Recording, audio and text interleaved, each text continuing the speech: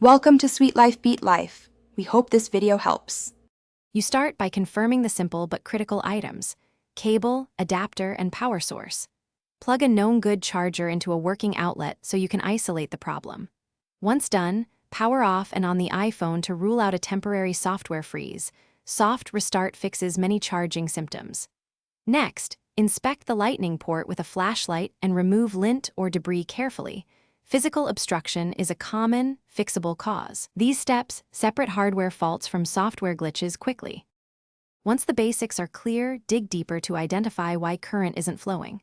Try an Apple-certified cable and a higher watt adapter. Some cables or low-power chargers won't initiate charge. Make sure iOS is up to date. Firmware bugs can block charging negotiation. Watch for accessory warnings; those indicate authentication or pin damage. Then check settings battery health to spot degraded cells.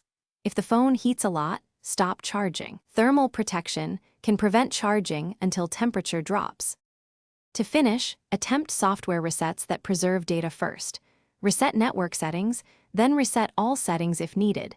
These can clear corrupt configurations that affect charging. If software hints persist, back up and perform a full iOS restore to eliminate firmware causes.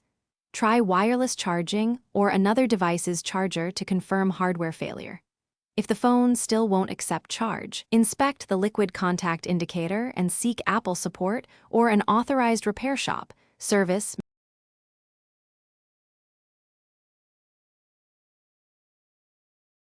Thanks for watching. Consider subscribing if we helped you.